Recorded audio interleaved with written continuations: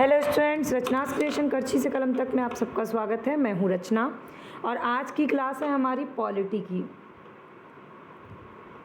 जितने भी competitive exam होते हैं उन सभी एग्ज़ाम में जीएस में एक इम्पॉर्टेंट सेक्शन होता है पॉलिटी। पॉलिटी में भी कुछ टॉपिक्स हैं जिनसे बार बार क्वेश्चन पूछे जाते हैं, तो मैं अपनी वीडियोस के थ्रू आपको पॉलिटी का बैक ईयर क्वेश्चन, हर टॉपिक का forward link question plus 3 book से पॉलिटी के हर टॉपिक को कवर कराऊंगी जीएस के लिए, जीएस प्री के एग्ज़ाम के लिए। हालांकि प्री की जो 60% तैयारी होती है वही आपके मेंस में काम आती है, तो कभी भी प्री और मेंस को अलग अलग बैठ करके तैयारी मत करिए। प्री की तैयारी, प्री के जो आपको फैक्ट याद होते हैं वही फैक्ट के आधार पे आप मेंस में आंसर लिख पाते हो। तो प्री की तैयारी जब भी करो तो दिमाग में ये थॉट लेके चलो कि आपको मेंस भी लिखना हो सकता है। ठीक है, तो चलिए शुरू करते हैं। तो आज हमारे संविधान का पहला टॉपिक है संविधान सभा, संविधान निर्माण की प्रक्रिया। अब इसमें मैं कीवर्ड्स के थ्रू आपको पूरा टॉपिक कवर कराऊंगी और वो कीवर्ड्स जो होंगे वो बैक ईयर क्वेश्चन के अकॉर्डिंग होंगे, यानी जो भी कॉम्पिटिटिव एग्ज़ाम होते हैं, प्रतियोगी परीक्षा जिसमें पॉलिटी के क्वेश्चंस बनते हैं, उन लोग के क्या कीवर्ड्स हैं जिससे बार बार क्वेश्चन पूछे जाते हैं, उसी कीवर्ड के थ्रू पूरा मैं ये टॉपिक कवर कराऊंगी। तो वीडियो आप पूरी ज़रूर देखिएगा अगर आप किसी भी तरह के एग्ज़ाम की तैयारी कर रहे हैं तो आपका पहला कीवर्ड है स्वराज पार्टी। स्वराज पार्टी से बहुत सारे क्वेश्चंस बनते हैं और जो संविधान सभा या संविधान निर्माण की प्रक्रिया, यहीं से इसका चलिए स्टार्टिंग शुरू होती है कहानी। भारत की ओर से, मतलब भारतीयों की ओर से संविधान सभा की सबसे पहली मांग जो है 1934 में रांची में गठित स्वराज पार्टी ने की थी। तो आपके लिए फैक्ट क्या इंपॉर्टेंट हो गया, 1934 रांची में गठित स्वराज पार्टी ने सर्वप्रथम मांग की थी संविधान निर्माण की। अब 1934 में ही भारत में संविधान सभा के गठन का विचार भी दिया गया, लेकिन ये विचार किसने दिया, तो एम.एन. रॉय ने। अब भारतीय राष्ट्रीय कांग्रेस के स्तर पे पहली बार कब हुआ, तो 1935 में संविधान निर्माण के लिए आधिकारिक रूप से संविधान सभा की मांग की गई। मतलब अगर आधिकारिक रूप से मांग पूछा जाए तो 1935 और गैर आधिकारिक रूप से तो 1934 में स्वराज पार्टी की तरफ से। अब एक निर्वाचित संविधान सभा द्वारा भारत के संविधान का निर्माण करने का प्रस्ताव सबसे पहले कब पारित हुआ, ये क्वेश्चन पूछा गया। तो ये पारित हुआ 1942 में। किसके द्वारा, क्रिप्स मिशन के द्वारा। सर्वप्रथम संविधान निर्माण करने का प्रस्ताव कब पारित हुआ, अगर ये क्वेश्चन आता है तो ये आंसर होगा क्रिप्स मिशन 1942 के द्वारा। अब फिर आगे का क्वेश्चन एक और बनता है। आगे का क्वेश्चन है 1946 से। क्या क्वेश्चन है जो आया हुआ है क्वेश्चन ये है आपका कि कैबिनेट मिशन योजना, ये जो 1946 में जो योजना आई ना, ये थी कैबिनेट मिशन योजना।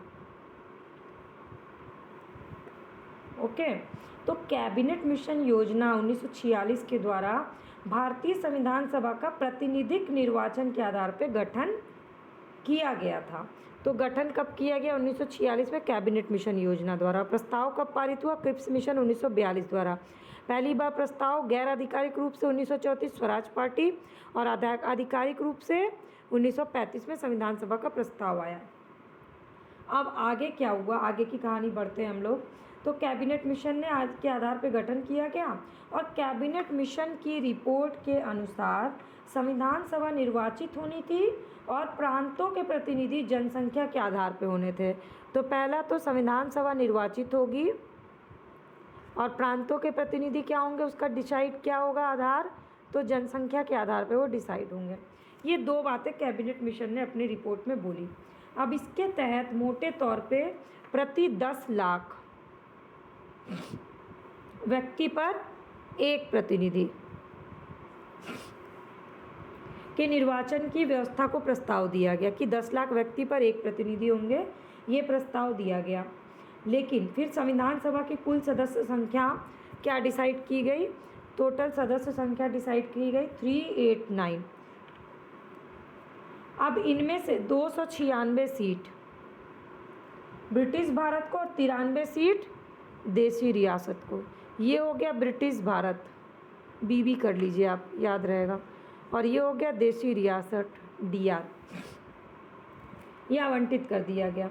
तो ब्रिटिश भारत को आवंटित 296 सीट में से 292 सदस्यों का चयन 11 गवर्नर के प्रांत और 4 का चयन मुख्य आयुक्त के प्रांतों में से किया जाना था। सबसे पहले 296 का डिटेल क्या है कि इसमें से 292 सदस्य का चयन 11 गवर्नरों के प्रांतों से और 4 का चयन मुख्य आयुक्तों के प्रांतों में से किया जाना था।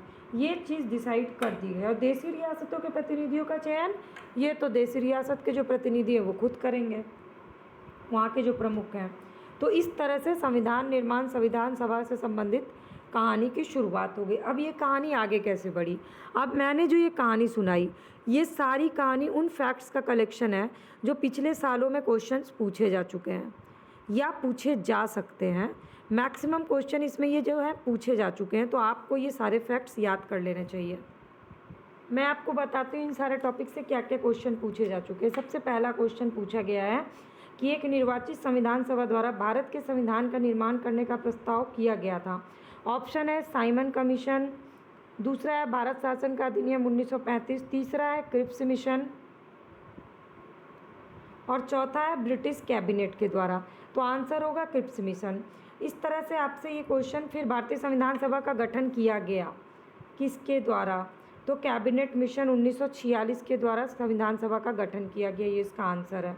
इस तरह से ये क्वेश्चन सारे पूछे गए हैं। तो अगर आप बैक ईयर क्वेश्चन निकालिएगा तो आपको ये सारे क्वेश्चंस मिल जाएंगे जो मैंने अभी कहानी के थ्रू ख़त्म करवाया आपका। अब संविधान सभा का तो गठन हो गया, अब होना था संविधान सभा का चुनाव। तो कब हुआ संविधान सभा के लिए चुनाव? चुनाव हुआ जुलाई अगस्त 1946 में। अब चुनाव से रिलेटेड क्या क्या क्वेश्चन पूछे गए हैं या पूछे जा सकते हैं? पहला कि 296 सीट में से टोटल चुनाव हुआ 296 सीट के लिए ब्रिटिश भारत को जो आवंटित की गई थी, उसमें से कांग्रेस को कितनी मिली? 208। ये क्वेश्चन पूछा जा चुका है, इसको बिल्कुल भी मत समझिएगा कि बहुत ज़्यादा फैक्ट है। ये क्वेश्चन पूछा जा चुका है और मैं बताऊंगी किस फॉर्म में ये क्वेश्चन पूछा गया है। 208 मिले कांग्रेस को, मुस्लिम को मिला, मुस्लिम लीग को 73 और छोटे समूह और स्वतंत्र सदस्यों को मिला 15 सीट। अब देशी रियासतों ने संविधान सभा में भाग नहीं लिया, ये इम्पॉर्टेंट है। किसने भाग नहीं लिया था? देशी रियासतों ने। संविधान सभा किस तरह का निर्वाचन किया गया था? तो संविधान सभा के चुनाव में अप्रत्यक्ष निर्वाचन किया गया था। इसके बाद राज्यों की विधानसभाओं का उपयोग किया गया था निर्वाचक मंडल के रूप में, और ये निर्वाचन जो है वो वयस्क मताधिकार पर आधारित था। तो फिर 1935 के अधिनियम के अनुसार मताधिकार कर, शिक्षा और संपत्ति के अधिकार पर सीमित था। मतलब किसको वोट करने का अधिकार मिला? जो कर देता था, जो शिक्षित है और जिसके पास संपत्ति, इस आधार पे मताधिकार दिया गया था। ये 1935 के अधिनियम में ये क्लॉज दिया गया। फिर 1946 को वायसराय ने निर्वाचित प्रतिनिधियों को आमंत्रित किया कि अब संविधान सभा का चुनाव हो गया है, तो चलो अब संविधान सभा की पहली बैठक भी कर लेते हैं। तो चुनाव से रिलेटेड ये 5 फैक्ट्स जो हैं, जिनसे जुड़े हुए फैक्ट्स आपके लिए इम्पॉर्टेंट है, ये क्वेश्चन पूछे जा चुके हैं। जैसे कि क्वेश्चन पूछा गया, निम्नलिखित में से कौन सा कथन संविधान सभा के विषय में सत्य नहीं है? पहला, यह वयस्क मताधिकार पर आधारित नहीं था, यह प्रत्यक्ष निर्वाचन का परिणाम था, यह बहुदलीय निकाय था, उसने अनेक समितियों के माध्यम से कार्य किया। ऐसे 4 फैक्ट दिए गए हैं और आपको जब चारों फैक्ट नहीं पता होंगे तो आप आंसर नहीं निकाल पाइएगा, इसलिए मैंने आपको पीछे जो फैक्ट्स बताए उसके आधार पे ही बताया। चलिए अब देखते हैं संविधान सभा की बैठक से रिलेटेड क्या क्या इंपॉर्टेंट फैक्ट्स या क्वेश्चंस हैं। पहला, 9 दिसंबर 1946 क्यों इम्पॉर्टेंट है? क्योंकि संविधान सभा की पहली बैठक जो है वो 9 दिसंबर 1946 को हुई। अब दूसरा क्वेश्चन कि चलो पहली बैठक तो हो गई, पर पहली बैठक में कितने लोग उपस्थित थे? तो पहली बैठक में उपस्थित थे टोटल 207 सदस्य। अब बैठक भी हो गई, सदस्य भी आ गए, तो फिर उसकी अध्यक्षता किसने की? तो प्रथम बैठक की अध्यक्षता अस्थायी सदस्य सच्चिदानंद सिन्हा ने किया था। इस क्वेश्चन में बहुत स्टूडेंट्स को कन्फ्यूज़न होता है। अस्थायी अध्यक्ष सच्चिदानंद सिन्हा थे, लेकिन 11 दिसंबर 1946 को राजेंद्र प्रसाद को निर्विरोध रूप से संविधान सभा का स्थायी अध्यक्ष निर्वाचित किया गया। तो अगर स्थायी पूछता है तो राजेंद्र प्रसाद, अस्थायी पूछता है तो सच्चिदानंद सिन्हा। फिर इसके बाद संविधान सभा की बैठक हो गई और संविधान निर्माण की प्रक्रिया शुरू हुई, जो कि संविधान सभा को कितना समय लगा, 2 वर्ष 11 माह 18 दिन का समय लगा पूरे संविधान के निर्माण में।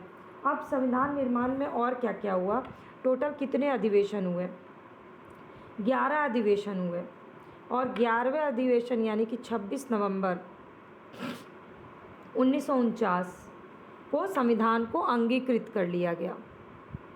मतलब बैठक सफल रही, इतने लंबी बैठक के बाद संविधान को 26 नवंबर 1949 को अंगीकृत कर लिया गया। और 11 अधिवेशन के अलावा संविधान सभा 24 जनवरी 1950 को फिर से कंबाइंड की गई।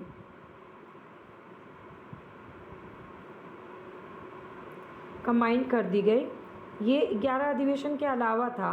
क्यों कंबाइंड किया गया, क्योंकि भारतीय संविधान पे हस्ताक्षर करना था सबको, इसलिए सबको वापस से बुलाया गया और हस्ताक्षर करने के लिए। अब भारतीय संविधान का निर्माण से रिलेटेड कुछ इंपॉर्टेंट फैक्ट्स देखते हैं। अब ये जो क्वेश्चन बता रही हूँ ये फॉरवर्ड लिंक के क्वेश्चन है, जो आने वाले दिनों के एग्ज़ाम में आपके लिए इंपॉर्टेंट हो सकता है। कैसे इंपॉर्टेंट है वो बताती हूँ आपको। सबसे पहला क्वेश्चन, उस समय जब संविधान निर्माण हुआ तो उस समय संवैधानिक सलाहकार कौन थे? तो संवैधानिक सलाहकार थे BN राव,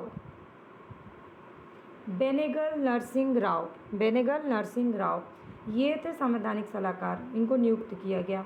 फिर 26 नवंबर 1949 को भारत के लोगों द्वारा संविधान को अंगीकृत, अधिनियमित और आत्मार्पित कर लिया गया। अभी तक हमने क्या किया था, सिर्फ अंगीकृत किया था, लेकिन तीनों चीज़ें जो की गई, अधिनियमित भी किया गया, वो 26 जनवरी 1950 यानी गणतंत्र दिवस। इसके बाद संविधान पूर्ण रूप से 26 जनवरी 1950 को लागू हो गया और संविधान सभा में कुल महिलाओं की संख्या कितनी थी, तो 15 थी। उनके नाम इम्पोर्टेंट नहीं है बहुत, लेकिन मैं आपको स्पीड में बता देती हूँ। विजय लक्ष्मी पंडित, राजकुमारी अमृता कौर, सरोजनी नायडू, सुचेता कृपलानी, पूर्णिमा बनर्जी, लीला राय, जी दुर्गाबाई, हंसा मेहता, कमला चौधरी, रेणुका राय, मालती चौधरी, दक्षयानी, बेगम एजाज रसूल, एनी मस्करनी और अम्मू स्वामीनाथन। ये 15 लेडीज़ थी, 15 महिलाएं थीं जो कि उस समय संविधान सभा में शामिल थीं। अब उसमें क्या है, ये ग्रेनविले ऑस्टिन आपके लिए इम्पॉर्टेंट है। क्यों? क्योंकि उनका एक स्टेटमेंट काफ़ी फेमस है कि संविधान सभा कांग्रेस थी और कांग्रेस भारत था उस समय। ये स्टेटमेंट प्री और मेंस दोनों में इम्पॉर्टेंट है, तो आप इसको याद कर लीजिए, ये स्टेटमेंट ऑस्टिन ने दिया था। इसके बाद अंतरिम सरकार का गठन कर दिया गया, लेकिन मुस्लिम लीग के सदस्य इसमें शामिल नहीं थी। हालांकि बाद में जब 26 अक्टूबर 1946 को सरकार का पुनर्गठन किया गया तो मुस्लिम लीग के इसमें 5 प्रतिनिधि शामिल हुए। अब मैं आपको बता देती हूँ अंतरिम कैबिनेट जो 1946 में गठन हुआ, जिससे बहुत सारे क्वेश्चन पूछे जाते हैं, कौन किसके प्रभारी थे, जो कि बहुत ही इम्पोर्टेंट है। और अभी तक वीडियो देख रहे हैं तो फटाफट से लाइक करिए, कमेंट करिए कि आपको पॉलिटी के कौन से टॉपिक सबसे टफ लगते हैं, ताकि मैं उसको बहुत ईजी वे में आपको याद करा सकूं। और चैनल पे पहली बार विजिट किया, रोज़ पढ़ाई करना चाहते हैं, पूरे GS तैयार करना है, तो सब्सक्राइब बटन को क्लिक कर लीजिए, फ्री ऑफ कॉस्ट है। तो ये है पुनर्गठित अंतरिम कैबिनेट 1946। सबसे पहले जवाहरलाल नेहरू को कौन कौन सा डिपार्टमेंट मिला था, तो वो उपसभापति थे, विदेशी मामले देखते थे और राष्ट्रमंडल संबंध 3 था जवाहरलाल नेहरू के। अब प्रसाद, राजेंद्र प्रसाद, तो प्रसाद कौन दे सकता है, जो कि कृषि और खाद्य डिपार्टमेंट देखे, वो प्रसाद देगा। इब्राहिम इस्माइल, ये थे, हमेशा इस्माइल करते थे क्योंकि भाई इनको वाणिज्य मंत्रालय मिल गया था। बलदेव, बल बहुत है जिसके पास, वो क्या करेगा, वो रक्षा करेगा, तो रक्षा मंत्रालय। खान, खान किसके पास होता है, खजाना या खान, जिसके पास पूरा वित्त होता है, यानी वित्त मंत्रालय। सी राजगोपालाचारी, सी फॉर शिक्षा मंत्रालय। वल्लभ भाई पटेल, ये तो सबको याद होगा कि गृह सूचना और मंत्रालय इनके हाथ में था, सूचना प्रभारी यही थे। भाई लोग का काम होता है ना जगह जगह सूचना पहुंचाना और घर देखना। जगजीवन राम, राम जी को श्रम से जोड़ दीजिए। और अब्दुल रब निस्तर, ये थे रेलवे, संचार, डाक, कारखाना। ये इसकी कोडिंग, छोटी सी कोडिंग है, आप भी अपनी तरह से बना सकते हैं। और ये लेकिन बहुत ही इंपॉर्टेंट सेक्शन है, इससे बहुत बार क्वेश्चन पूछे जा चुके, तो इसको याद कर लीजिए। तो वीडियो कैसी लगी लाइक कमेंट करके ज़रूर बताइएगा। और रेगुलर वीडियो अपडेट मैं रोज़ एक टॉपिक कवर करा रही हूँ जीएस का, तो प्लीज़ रेगुलर मेरी वीडियोस को आप देखें तो आपका पूरा जीएस तैयार हो जाएगा।